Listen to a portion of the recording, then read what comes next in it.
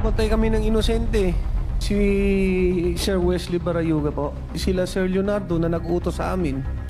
At si Ma'am Garma po. At kanina po, binanggit ninyo na ang nag-uutos ng proyektong ito ay walang iba kung hindi si Colonel Leonardo at si Colonel Garma. Do you still confirm? Opo, Your Honor. Ano po ang pagkakakilala ninyo kay Colonel Leonardo? Bakit kayo natatakot sa kanya? Na ako, wala po akong kinalalaman dyan sa nangyari na yan. Alright. Same with you, Colonel Garma, di ba?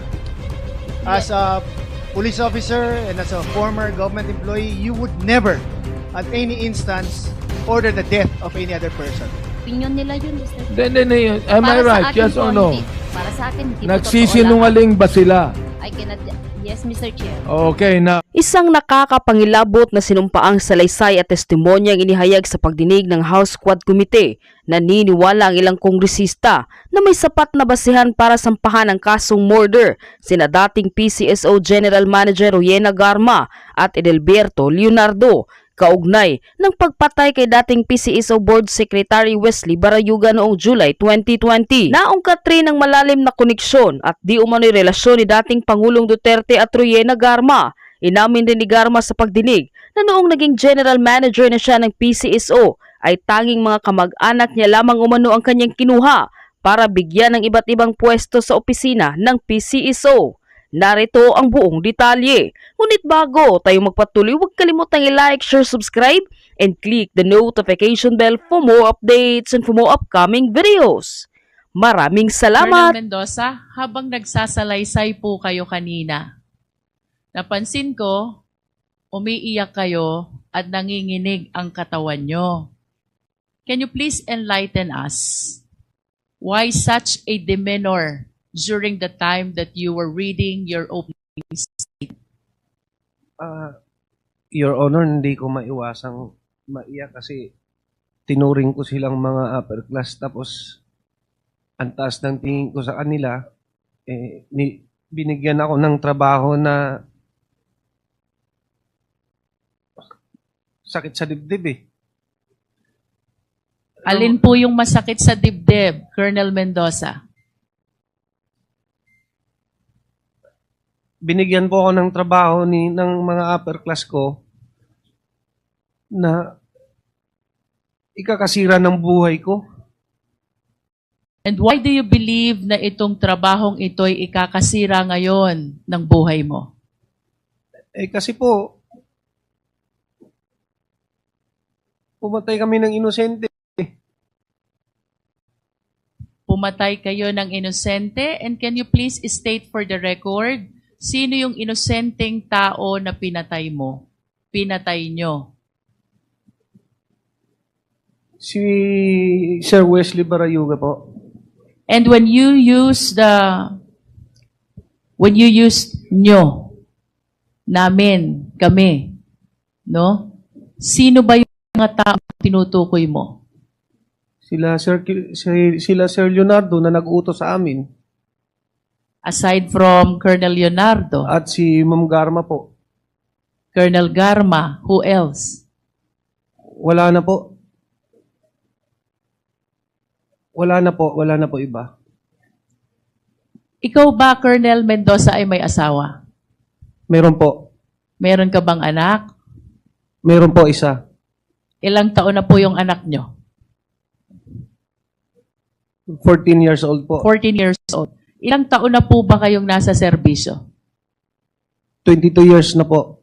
22 years in service. And of course, it is clear to your mind already na dapat ang pulis hindi pumapatay. Tama po ba? That is the general rule. Ang pulis hindi dapat pumapatay because due process must be served. Tama? Opo, Your Honor. As a matter of fact, in our country, death sentence is even suspended. So, ibig sabihin, kahit convicted criminal, kahit punishable by death, because of the law suspending the death sentence, hindi tayo pumatay, no matter how guilty the criminal is. Tama ba? Opo, Your Honor. But of course, you understand also, Colonel Mendoza, may mga circumstances kung kailan ang pagpatay ng pulis ay warranted at legal. Can you please tell us, what are these instances? During legitimate operation po, at the police officer is in danger, the life of the police officer serving the police operation is in danger. I wish to invite your attention to paragraph 7 of your affidavit. Ang sabi niyo po dito, Colonel Mendoza, napilitan kayo isagawa yung proyekto for 2 reasons. One, opisyal ang nag-uutos. Opo. Pangalawa, natatakot kayo para sa kaligtasan ninyo at ng pamilya ninyo. Do you confirm this?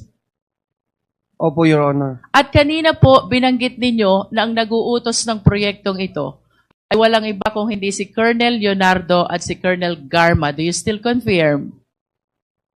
Opo, Your Honor. Ano po ang pagkakakilala ninyo kay Colonel Leonardo? Bakit kayo natatakot sa kanya?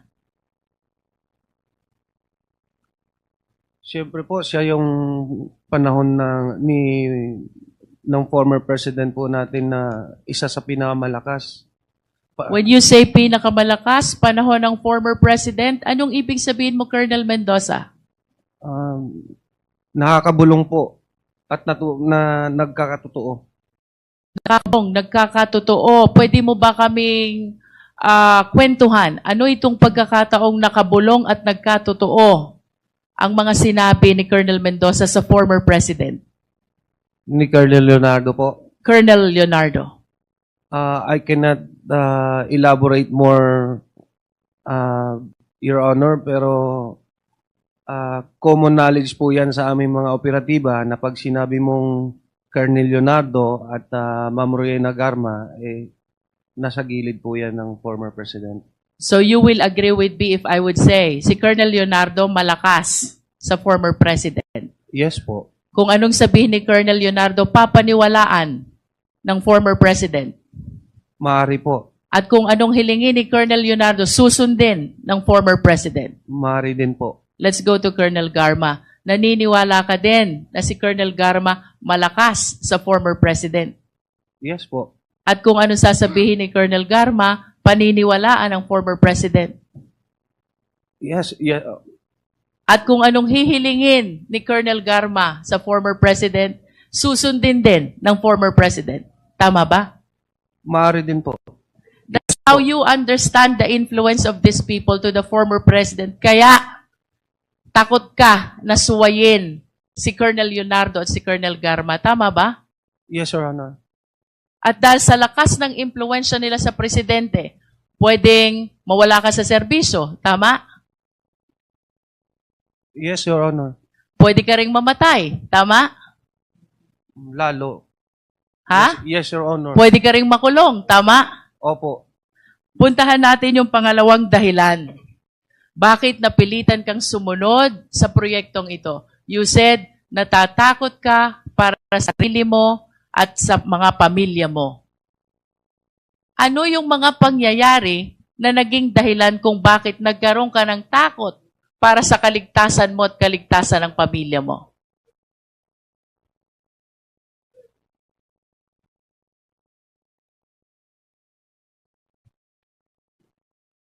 Kasi nga po, ma-impluensya po sila. Pag hindi ko po naman sinunod, baka hindi lang naman ako ang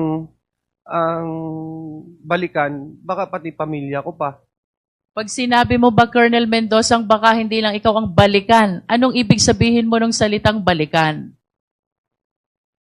Kumbaga, hindi ako sumunod, Your Honor eh. So, hindi ako, kumbaga, pagka hindi ka sumunod, hindi ka kanila. What do you fear for your family kung bakit sinabi mo sa salaysay mo, natatakot ako para sa kaligtasan ko at ng pamilya ko? Anong posibleng mangyari sa'yo at sa pamilya mo kung hindi ka susunod kay Colonel Leonardo at kay Colonel Garma? Siyempre po, baka mamamatay po. You are saying posibleng patayin nila ikaw at ang pamilya mo? Are you saying that? Opo, Your Honor. Bakit mo nasabi ito? Anong pagkakataon na napatunayan mo sa sarili mo na kaya nilang gawin ito?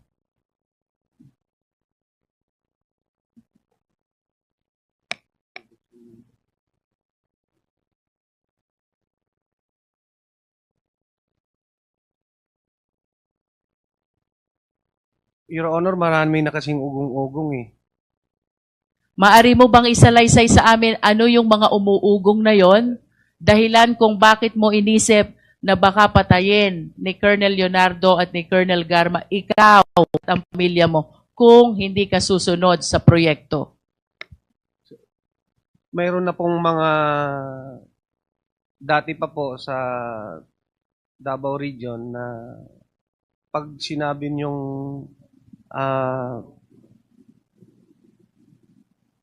Colonel Leonardo, yan po yung may hawak ng mga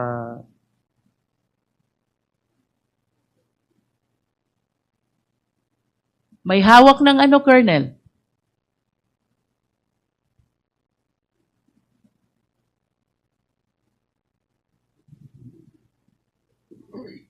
mga hitman po. Colonel Leonardo, may hawak ng mga hitman. Is that what you're saying? That is a kumbaga yan po yung usap-usapan. Hindi ko naman po makukumpirma. Pero Usap-usapan. Let's talk po. about usap-usapan. Ayon sa usap-usapan na yan, ano ang mga pangyayari na sa pagkakaalam mo at ayon sa usap-usapan ng mga kasama mo, may kinalaman si Colonel Leonardo at si Colonel Garma? Can you cite some incidents na lumutang ang pangalan nilang dalawa ayon sa usap-usapan? Without necessarily you having a personal knowledge. Ayon sa usap-usapan, anong mga pangyayari ng patayan ang may kinalaman si Colonel Garma at si Colonel Leonardo? Yung mga nasa loob ng mga Chinese na nakakulong doon, Ito ba matagal mo nang alam or it's it because you're watching already the hearing of Quadcom? no, noon pa po yan. Ibig sabihin, kahit nung wala pang Quadcom, alam mo na yung patayan sa Davao Penal Colony ay may kinalaman si Colonel Leonardo at si Colonel Garma? Pero hearsay lang po, Your Honor. Yes, yan ay yun sa usap-usapan. At yung usap-usapan na yan, dito mo naririnig sa mga kapwa mo pulis. Tama ba? Kasi pulis ka eh. Opo, Your Honor. Kung pulis ka, ibig sabihin, yung usap-usapan na yun, sa kapwa pulis mo rin naririnig. Tama? You said yes already, Colonel. Yes. Aside from this Davao Penal Colony where there are 3 Chinese drug lords who were killed, ano pa, ayon sa usap-usapan yung mga insidente, ay may kinalaman silang dalawa. Wala na po akong maalala, Your Honor. Wala ka nang maalaala. Opo. Wala na po. You remember about the allegation of Mayor Tammy Osmeña of Cebu. Ngayon na lang po ko yan nalaman kasi nanonood po ako ng congressional. So it is because of the killing incident in Davao Peloni, kaya natakot ka para sa kaligtasan mo at ng iyong mga pamilya. Tama ba yon? Opo, Your Honor. At ito rin ang dahilan kung bakit sa kabila ng alam mo na bawal ang pagpatay, no matter how guilty the person is, umayag ka na isagawa ang nasabing proyekto. Tama ba? Opo, Your Honor. In your affidavit, specifically paragraph 5, you also mentioned na gusto mo munang beripikahin ang impormasyon tungkol sa pagkakasangkot ni Wesley Barayuga sa drug operation, kaugnay ng impormasyon na ibinigay sa iyo ni Colonel Leonardo. Bakit mo hiniling kay Colonel Leonardo na beripikahin muna ang impormasyon na ito? Po, government employee po yung target. Normal po yun na magkanda ka ng sarili mong investigation muna. At kapag hindi verification. government employee ang target, wala bang verification na mangyayari? Meron naman po. Meron din po. So why do you want to make your own verification? Ikaw ba at that particular time ay nagdududa sa sinasabi ni Colonel Leonardo? Yes po. Bakit ka nagdududa? Kasi yung target, bakit nasa loob ng PCSO?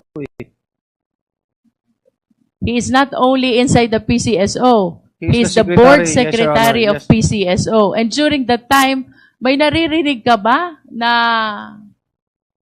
nagagalit o kinasasangkot ang gulo ni Wesley Barayuga?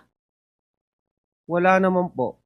And what were you thinking nung sinabi sa'yo ni Colonel Leonardo, wag nang beripikahin, bibigyan ka na lamang ng profile ni Colonel Garma? Yun nga po, nag-aalinlangan. Kaya lang, wala tayong magawa eh. Wala po akong kundi sundin. Kahit nag-aalinlangan ka, kung totoong sangkot sa droga, Barayuga, itinuloy mo dahil natatakot ka sa opisyal mo. Opo. Tama? At natatakot ka para sa kaligtasan mo at ng pamilya mo. Tama? Opo, Your Honor. At kaya ka natatakot sa mga opisyal mo ay dahil malalakas sila at maimpluwensya sa dating Pangulo. Tama? Opo. After some time, kinontak mo na itong si Nelson Mariano. At si Nelson Mariano ang humanap ng hitman. Do you confirm this? Opo, Your Honor. And after some time also, tinawagan ka ni Tox na di umano, tao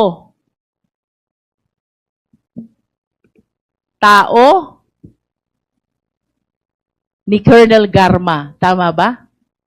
Opo, Your Honor. At pagkatapos nitong pag-uusap ninyo ni Nelson Mariano, isinagawa na ng nasabing hitman ang naturang proyekto. Tama?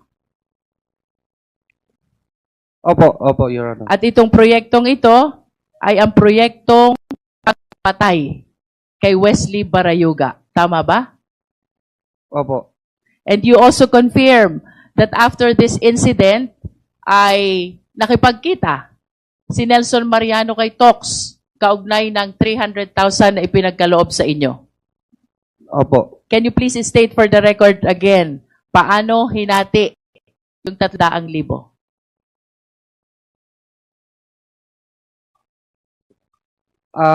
Nung dumating po si Nelson, may dala-dala po siyang 300. Binigyan niya ako ng 40. Binigay ko na sa kanya yung iba. Ang kumuha ng pera ay si Nelson po. Nelson. Pagkatapos niyang kuhanin ang pera kay Tox, anong sunod na nangyari? Pumunta po siya sa akin. Pumunta sa'yo, Sabi niya, eto na po, sir. Sabi ko, sige. Sabi niya, binigyan niya ako ng 40. and then, where did the rest of the 260,000 go? Nasa kanila po. Nasa kanila. Would you know kung paano nahati yung 260,000? Si You have Nelson 1 minute po. left, Congresswoman Jinky. Si Nelson na ang nakakaalam noon. Opo. Yes. Colonel Mendoza, I want to remind you, you have a career in the PNP. Tama? Yes, Your At Honor. kagaya ng sinabi mo, ikaw ay 20 taon na o 22 taon na nasa serbisyo. Yes, Your Honor. And perhaps after some time, you will be enjoying your retirement in PNP. Tama ba? Yes, Your Honor. I am just curious. Sa kabila ng panganib na iyong isinalaysay sa iyong opening statement, bakit ka lumutang at bakit mo isinasalaysay itong insidenteng ito laban kay Colonel Leonardo at kay Colonel Garma?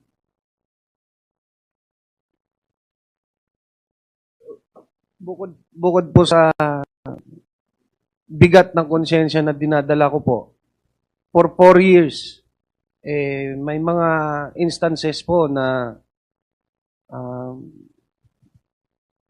may gusto pang idawit na ibang tao po kasi. Kaya Sinong gustong may idawit? yung may kumalat po kasi ng mga text messages nung nakaraang linggo eh. Anong sabi sa text messages? Na hindi lang ako daw po yung gunman, ganun lang po. Hindi lang ikaw ang? Ako daw po yung gunman, tapos iba po yung hindi po klaro eh kasi Kindly wrap In up, other words, Congresswoman Colonel Jinky. Mendoza, kaya mo ginagawa ito because after 4 years, gusto mong tanggalin yung bigat ng loob mo opo, dahil hindi ka masamang tao opo, at hindi ka pumapatay sa taong walang laban. Tama? correct po. At napilitan ka lamang pumatay dahil sa takot mo sa mga opisyal na ito. Tama? Correct po. Nevertheless, I wish to manifest, Mr. Chair, Colonel Mendoza. In a theory of conspiracy, there are 3 types of principal. And in the story you narrated, you mentioned the name of Colonel Leonardo, Colonel Garma, Colonel Santi Mendoza, Nelson Mariano, Tox, and Loloy, the hitman. Under the theory of conspiracy, kahit hindi ikaw ang pumatay, you will still be liable for the same crime. This is the definition of conspiracy. That the act of one Nako po. is the act of all. The crime of one is the crime of all. And the penalty of one is the penalty of all. And I wish to state for the record, Mr. Chair, that given these names who figured out in this killing incident against Wesley Barayuga, it appears to us that Colonel Leonardo and Colonel Garma participated as conspirators by inducement. Kung hindi po nila pinagplanuhan, inisip, inutos, at ipinagkaloob lahat ng mga kailangan, they will not be able to perpetrate this crime of murder. For Colonel Santi Mendoza and for Nelson Mariano, perhaps they participated in the killing incident. However, under the law, they are considered as principals by indispensable cooperation. Sapagkat sila ang nag-connect sa hitman. And without their indispensable cooperation of connecting this idea, this criminal intention to the perpetrators, there is no crime of murder. And for Loloy and the rest of the backup who appeared in the video, perhaps the one riding in the car and the one riding in the motorcycle na di umano'y bumak up sa pagpatay na ito, we can consider them as principal by direct participation.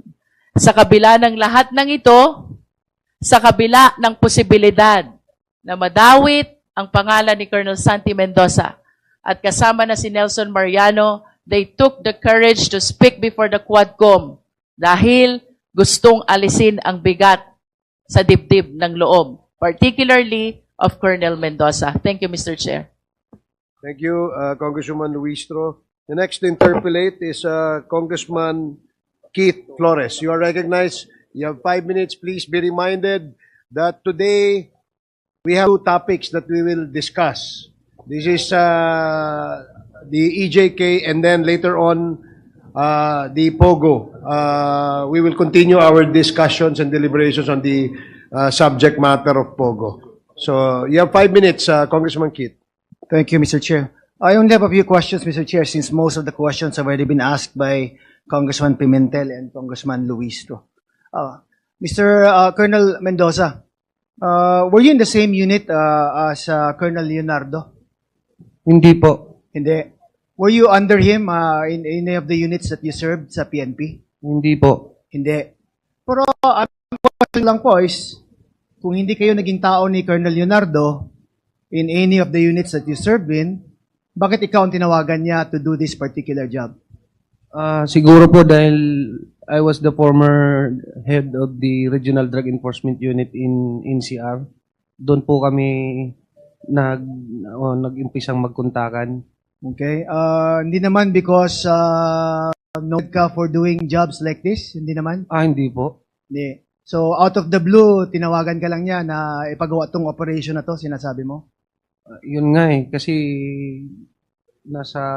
yun nga po, Your Honor, kasi I was the security officer of the former Chief PNP, General Casculan, during that time na hindi na po ako operatiba. Okay. So, ang sinabi mo kanina na in the PNP, alam mo na if operation ang sinasabi, no, I mean, ipapa-operate to sa'yo, it's equivalent to liquidation, sabi mo. Hindi naman po Hindi naman. Hindi naman po sa But you testified to that earlier, yan na-mention mo. during the time na kinontak niya ako, alam ko na po kung ano yung sadya niya. Alam mo, ano dyan ni Colonel Leonardo? Kasi po, iba yung tono eh. Iba yung tono. Opo. Ba't hindi naman niya sinabi na patayin mo?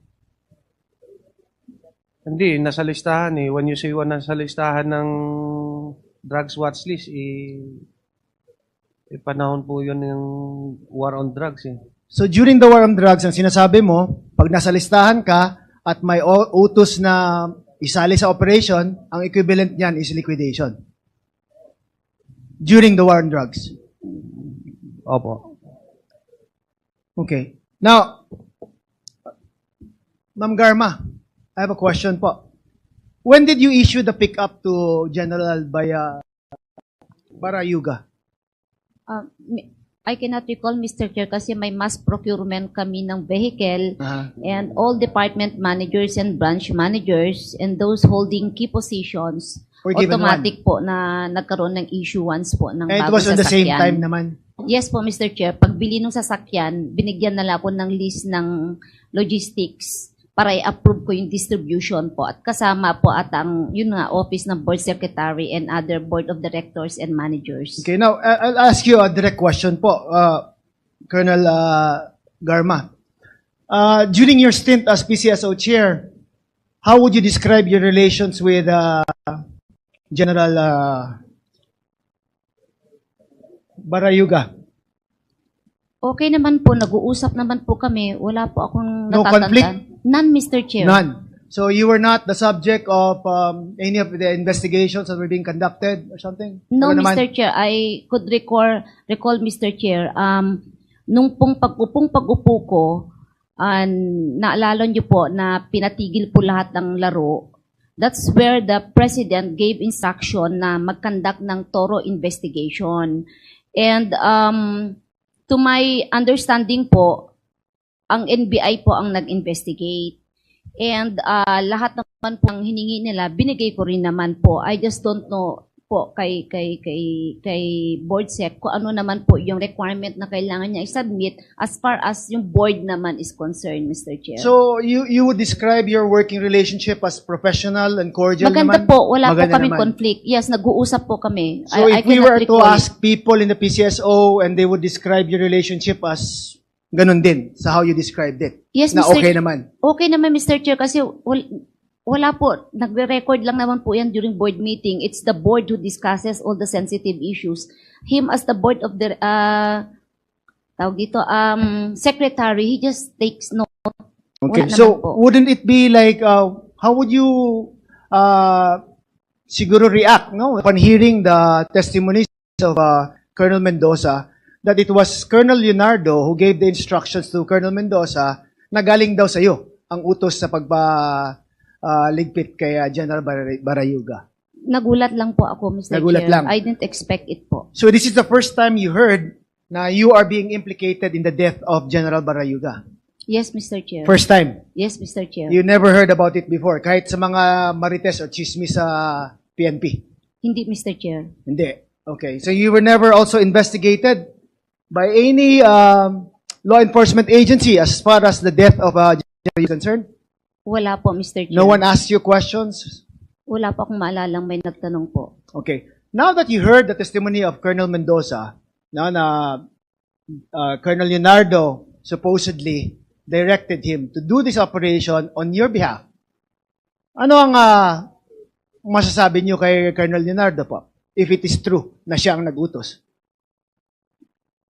Mr. Chair, hindi ko po alam yung sinasabi po niya. I cannot speculate, Mr. Chair. I'm not saying it's Mendoza. I'm saying that he was saying it was si Leonardo. Kung totoo yun na si Leonardo, how would that make you feel po? Colonel Garma? I cannot speculate, Mr. Chair, because the statement of Colonel Mendoza will lead to a crime.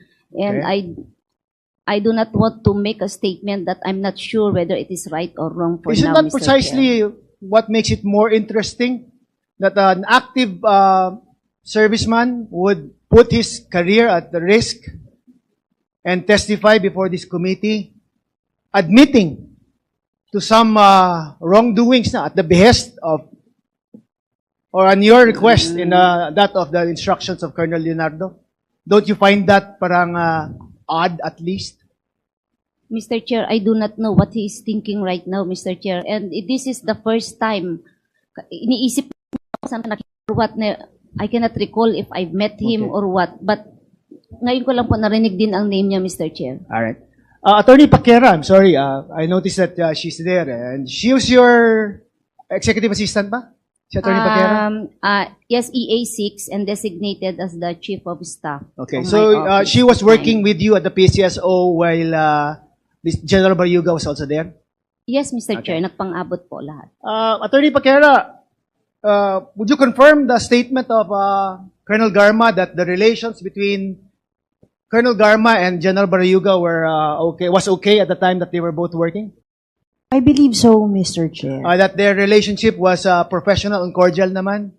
Yes po, Mr. Chair. And would you confirm also that when the pickups were given to the employees of the PCSO, it was given in mass to all of those department heads, sabay-sabay? I am not so sure anymore, Mr. Chair. So hindi mo alam yan as to Hindi the ko na po timeline? ma-recall po. But you can confirm that the pickup was given? Or was assigned to General Barayuga as corporate secretary? I cannot remember anymore, Mr. Chair, but I do remember that there was a procurement of vehicles. I just do not remember the distribution po of the vehicles. Okay, thank you, Attorney Paquera. Thank Colonel you, Mr. Leonardo.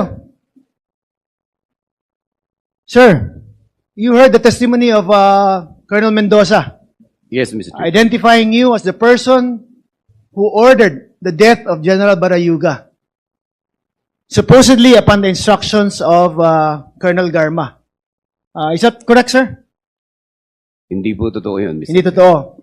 So, is there any reason, may galit ba sa'yo si Colonel Mendoza? Actually, nakilala ko po yan.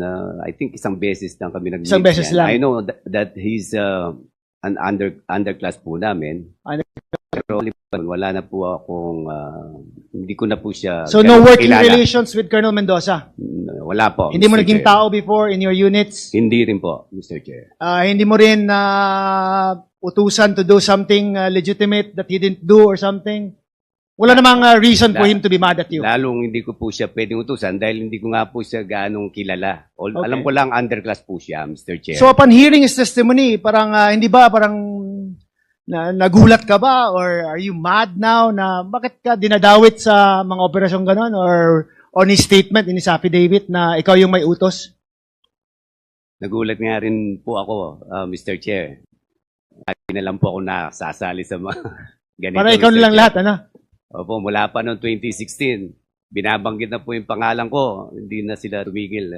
Wala naman pong napapatunayan. So, Kaya, ang sinasabi mo po is like yung mga belief ng mga members ng PNP na malakas ka at na kung anong sinasabi mo is usually nangyayari naman and that they're afraid to go against you because you supposedly have the ear of the former President Rodrigo Roa Duterte. Is that correct? O chismis lang din yan? Hindi po, malapit po ako sa term po na Tagalog. Ako po malapit naman talaga sa presidente dahil una-una, kilala po namin siya dahil naging taga Davao na po. Yeah. Pero as a police officer naman po, you would never, in any instance, give an order to kill another person. Is that correct? Hindi po. Never. Hindi po. Never You would po. never do that. Oo, Tama? Hindi ko po gagawin yun. Okay, Lalong-lalo na dun sa Class 83 po yung Class yung 83 ng PMA, pinag-uusapan correct? dito. Napakadelikado po nun. Kaya ko pong umarap sa lahat ng Class 83 na ako wala po akong kinalalaman dyan sa nangyari na yan. Alright. Same with you, Colonel Garma, di ba? As a police officer and as a former government employee, you would never, at any instance, order the death of any other person. Yes, Correct? Mr. Chair. Never talaga. Hindi po, lalong-lalo na po kasamahan ko pa sa opisina. Mabait po yung taong yun, Mr. Mabait Chair. yun. Wala akong naalalang ginawa niyang hindi mabuti po. And sa sobrang bait niya, you would not have anything in mind or anyone in mind who might wish him harm. Yes po, Mr. Chair. Sa pagkaalam mo. Wala akong maisip nung time na yun po. What I did lang po nung namatay, inayos na lang po namin yung libing niya and everything po. Okay. Now, Colonel Mendoza, I'm sure you will be attacked no, after giving this statement. No? Were you at any time promised a promotion to testify before this committee? Wala po, Your Honor. Were you promised money or any other thing just to testify before this committee? Wala po. Wala. Tinakot ka ba ng mga chairman dito or ng any other member of the House? Hindi po. Okay, and you are confirming again na ang sinabi mo ay totoo and kung anong nangyari as far as you can remember. Tama? Opo, Your Honor. Thank you, Mr. Chair. I have no other questions. Thank you, Congressman Keith Flores. The next to interpolate is the chair of the Committee on Human Rights, Congressman Abante. You are recognized and you have 5 minutes. Thank you, Mr. Chair. Of course, Mr. Chair, Colonel Leonardo, you will deny all of the statement given by Lieutenant Colonel Mendoza, just like you denied that you were on hand in the killing of a 3 Chinese drug lords in Davao Penal Colony. Am I right? Yes, Mr. Chair. I remember during that time, Colonel Padilla is here, that Artner Solis, you directed Artner Solis to talk with Tata about killing those 3 drug lords. And even Colonel Padilla, in his testimony, testified it. You're denying it, am I right? May I be clarified? You are denying it, am I right? Yes or no? Denying what, Mr. Chair? Pakiulit My po goodness, I have asked the question already and I know you understood my question. Colonel Padilla, you have testified here in this committee that Colonel Leonardo is part of it. Am I right? Yes, Your Honor, Mr. Chair. Are you denying it? I'm denying it, Mr. Chair. You're denying it also, a testimony of Colonel Mendoza. Am I right? Correct po, Mr. Chair. Okay. Mr. Chair, I'd like to make a motion to hold in contempt Colonel Leonardo. So move, Mr. Chair. Chairman Abante, earlier, he was already cited in contempt. Oh, okay. And there was Di ba already... pwedeng pangalawang contempt? We will just probably allow him to Okay. serve the first contempt order and then later on we decide. May I if he continue still- on? Okay. Colonel Garma, nabanggit mo sa test question ni Congressman Flores na ngayon mo lang nalaman itong mga bagay na ito. Yes, Mr. Chair. Okay. Si Mr. Ramon Tulfo on September 17, ito ang sinabi niya. Pakinggan mabuti ha. Ang sabi ni Mon Tulfo, inuulit ko ang aking suggestion. Ibig sabihin, he suggested that before na dapat imbestigahan si dating PCSO General Manager Ronia tama pagpatay kay PCSO Board Member Wesley Barayugan. Maraming naniniwala na si Garma ang utak sa pananambang kay Barayugan, isang retired Brigadier General na miyembro ng PMA Class 1983. Si Barayugan kasi bilang board member ng PCSO ang umaharang sa pagbibigay ni Garma ng mga STL franchises sa kanyang mga kaibigan. You deny that, am I right? Yes, Mr. Chair. Okay. Ito pa, natutuloy ko Di pa nalulutas ang kay Barayugan. That's why these people here came to testify. And I'm telling it to you right now, as I can notice the testimony of Colonel Mendoza here, I have never seen any police officer weep before this committee or any committee for that matter. This man, I believe, is telling the truth, Colonel Garma. Mon Tulfo, I believe, is telling the truth. Now, tutuloy ko may news blackout doon sa assassination dahil alam ng mga investigador, ito na si Garma at Pangulong Digong ay magsyota. Totoo o hindi? Hindi po totoo, Mr. Chair. May mga report na yung anak ni Garma na may kapansanan anak din ni Digong. Ito totoo, di ba? Mr. Chair, can we spare my daughter, Mr. Chair? She has not... Hindi po totoo yun, di ba? Yes, Oo. it's not true. Napilitang alisin ni Digong sa PCSO si Garma nang umangal na ang mga generals at colonels na mga graduate din ng PMA gaya ni Barayugan. Hindi rin po totoo to, hindi ba? Wala akong Hindi alam. rin, no? Therefore, nag-isinungaling si Mutulfo, nag-isinungaling si Colonel Mendoza, nag-isinungaling si Nelson Mariano. Am I right? Opinion nila yun, Mr. Chair. Then, am I Para sa right? akin Yes po, or no? hindi. Para sa akin, hindi po totoo lahat. Nagsisinungaling ba sila? I cannot... Yes, Mr. Chair. Okay, now, let me go back. Let me go back when you were the chief of police of Cebu City. Nandito ang affidavit ni Baby Rosales na ang kanyang anak ay napatay nung ikaw ang chief of police ng Cebu City. Naalala mo? Wala po akong natatandaan po, Mr. October 4, 2018. Hindi ba ikaw ang chief of police ng Chair. Yeah, I am Cebu the- City at that time? Yes, Mr. Chair. I'm the Okay, city siya po director. ay napatay nung panahon na ikaw ang chief of police. I'm the city director. There are station commanders Ito under... ang affidavit ni Baby Rosales. Yes. Alright. Now, merong case summary dito ng sworn statement ni Miss Raquel Lopez. Naalala mo si Raquel Lopez? No, Mr. Chair. Hindi mo naalala. Ito ang sinabi niya para malaman mo. Sa wikang Ingles na tinansayib ni William Reyes, ang sabi niya, during the wake of my son, Garma and her police officers arrived in my place. Those who were attending the wake scampered away from seeing them.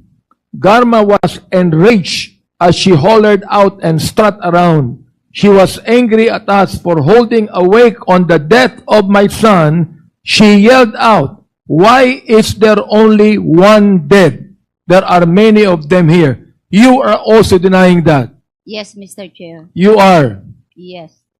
I am denying it. Wala akong sinabing ganyan, Mr. Chair. You were the you were the at that time in Cebu City. City director, Mr. Chair. You are the city director at that time. Therefore, you know this incident. Hindi pwedeng ikaw, city director, na hindi mo alam ang incidenting ito. Can I... My goodness naman, I'm Colonel aware. Garma, you are the director, the city director. I cannot Hindi ka recall- pinapaniwala na hindi mo alam sa mga nangyaring ito. Ito na nagtetestimony, napatay ang kanyang anak. Ikaw, umiiyak ka dito nung kinontem ka namin sapagkat naalala ang anak mo. Ito, napatay yung anak niya. Sumisigaw ka pa, sinasabi mo dito, ha? Okay. Hindi ako nagagalit sa'yo. Dynamic lang ako. Narubahan mo ako? Yes, Mr. Chair. To give emphasis to what I'm trying to say. Ito, nag-mention siya, during the wake of my son, Garma and her police officers arrived in my place. Ikaw pa nagsabi, nagalit ka pa at sinabi mo, why is there only one dead? There are many of them here. Nakalimutan mo ito? Hindi mo maalala? Wala akong sinabing ganyan, Mr. Chair. Well, sworn statement ito Yes, ni Your Miss Honor. Raquel Lopez. Sworn statement. Gusto ko lang sabihin sa iyo, when we cited you in contempt, you are weeping before your lawyer because you remember your own child na maiiwan, a special child. Buhay siya eh. Buhay siya, Colonel Garma. Umiiyak ka na. Buhay siya. Ito patay. Ikaw ang city director. Ito patay. Nagsalita ka pa. Nagsalita ka pa dito. Mo, bakit isa lang ang namatay? Bakit isa lang ang pinatay? Oh, samantalang napakarami nila. And you're telling me now, you're denying that, Mr. Chair? Hindi mo lang siguro maalala at baka nakalimutan mo sa matagal na ito eh. 2018 pa ito eh. Baka nakalimutan mo. Ipinapaalala ko lamang sa iyo, you're under oath here, and we are trying to pass legislation so that this will not happen again.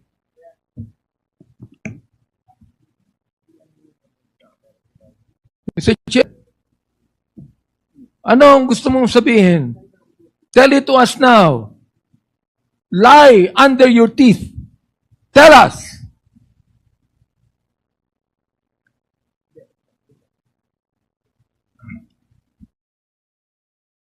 Colonel Garma, ako, hindi ko akalain bilang ikaw isang babae, no? Magagawa mo ito. You're denying it right now. You're denying everything right now. Ang dami mo nang dinanay, Colonel Garma. At nakikita po ng taong bayan dito, napakalaki ng problema ng ating kapulisan na katulad ng marami mga eskalawag. Dapat malaman ito ng Director General Marbil na dapat niyang asikasuhin ang ayusin ang nangyayari sa Philippine National Police. This person here, si Lieutenant Colonel Mendoza, tinitingnan mo siya when he was testifying before us, when he was reading his affidavit, nakatingin ka sa kanya, nakasimangot ka sa kanya, galit ka sa kanya. And this guy is weeping before us while he was saying this, while you are angry at him. Nelson Mariano testified, two of them against you and against Leonardo. Two against you, both of you. And you're denying it. Listen, akala niyo ba politics itong ginagawa namin? Kung sinasabi po ni Colonel Mendoza, natatakot siya sa buhay niya. Kami ba, matapang ba kami? Hindi ko kami matapang, pero kinakailangan namin gawin to upang maayos na natin ang problema sa ating bansa.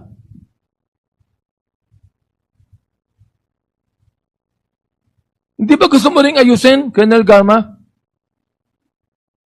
Mr. Chair. Gusto mo yung ayusin, Colonel Leonardo? Gusto nyo rin ayusin, di ba? Yes, Mr. Chair. Ayusin natin. Magsabi kayo ng totoo. Look, I will be recommending to the Quad Committee that the DOJ, who is right now hearing this, make charges against you. My goodness. Hindi kami korte. Pero alam nyo, binanggit na namin sa inyo lahat ng legislation na nais naming gawin. Upang sabihin po sa taong bayan na ito po hearing nyo is not trying to prosecute you as criminals. But we would like to draft and file legislation that would finally stop all of the things that we are hearing right now. Ito, kayo na pa kita pinagmamasdan Mr. Chair. When Colonel Mendoza was actually reading his affidavit, and he was already weeping, and you're there looking at him, angry at him. These are two people against you. Nais niyo po ba na kami ay magdagdag ng mga testimony against you to prove that you are lying to us? Ayan. Ayan si Attorney Conti is there. Hindi lang po nakapunta rito ang mga witnesses, Mr. Chair, sapagkat sila ay hindi makaalis sa kanilang mga trabaho. The witnesses are poor families and they cannot get out of their jobs. But they want to be here and they want to testify against you people that did not even give due process to those that you killed. Whether that pushers or mistaken identity, yet all Filipinos must be accorded due process. Am I right, Colonel Garma? Yes, Mr. Chair. All right. Your Honor. Now, naniniwala ka sa aming mandate dito na dapat namin itong imbestigahan upang finally we'll put an end to these things. Nais kong sabihin sa inyo, gusto ko na rin matapos ito eh. Sapagkat nakakapagod na rin pakinggan ang mga kasinungalingan ninyo. Nakakapagod na, Mr. Chair. Pero itutuloy po namin ito. Bakit? Sapagkat ang Kongreso ang gumagawa ng batas.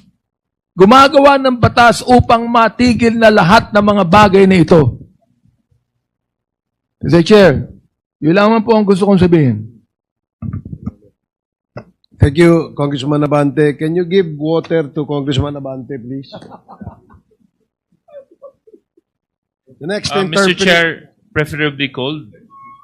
Yeah, preferably cold. Preferably cold. To douse the heat in the...